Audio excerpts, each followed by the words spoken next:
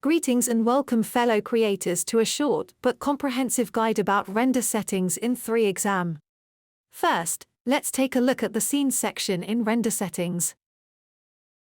Here we can find settings responsible for the quality of the final render. Small notice, we are using Real Render Engine for this video.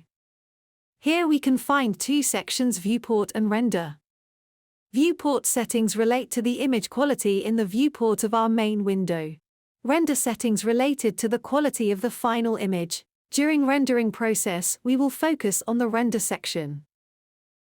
We have 6 render settings in total.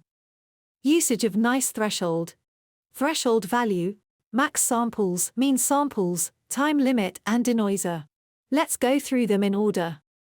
When the noise threshold checkbox is enabled, the rendering uses an adaptive sampling system. This system allows for filtering out areas of the image and pixels that are already cleaned enough for the final rendering.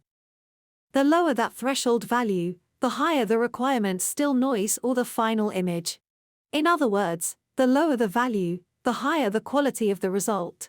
Setting the value to 0 allows the rendering system to automatically choose settings based on the sun complexity. The next parameter is max samples. This parameter determines the number of passes the rendering system makes on the image. The higher the value, the more passes are made. However, there is a certain point to consider. If the noise threshold is enabled, rendering stops when a certain noise threshold is reached and any remaining samples are not calculated. If the noise threshold is disabled, all samples are calculated equally, including areas where it may no longer be necessary. Mean samples. This parameter is only available when the threshold is enabled and allows us to set a minimum number of samples for the image before the death sequence kicks in. This can be useful if a certain amount of noise remains even at low noise threshold values. Time limit. A setting that allows us to set a time limit for rendering a single image or shot. This value is specified in seconds. This can be useful for rendering animation reviews for the final image of the best quality. It's not recommended to use this parameter. 0 means no limit. Denoiser, a filter that helps remove noise from the image, thereby improving its overall appearance.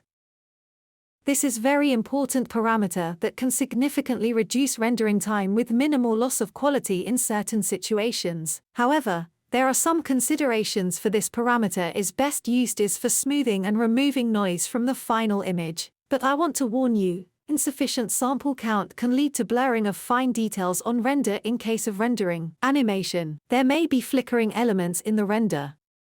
This can happen for several reasons, primarily due to insufficient max samples and improperly configured materials.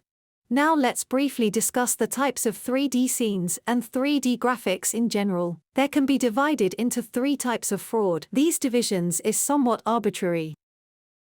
Exteriors, interiors, and studio setups. In 3D graphics, interiors and exteriors differ in the amount of open space in frame.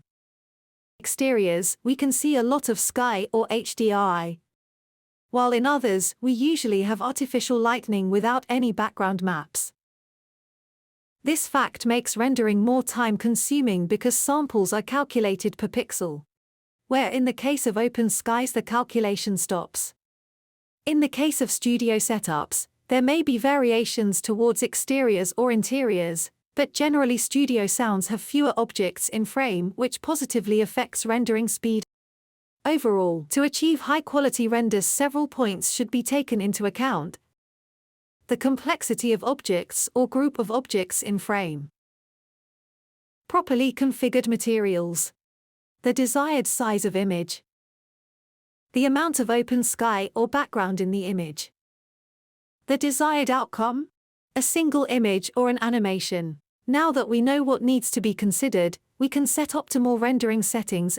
As practice shows, for large images such as Full HD or higher, high settings are recommended. Good values for prior rendering would be: for the final render, universal values would be: when rendering animations, it would be important to consider potential flickering in frames, When using Denoiser, to check if the quality of settings for rendering are working correctly, we can make render series of frames sequentially and check for flickering. In conclusion, it's worth mentioning that the rendering settings are as applicable to the view of section. Viewport settings can be set relatively simpler depending on the same complexity and desired result.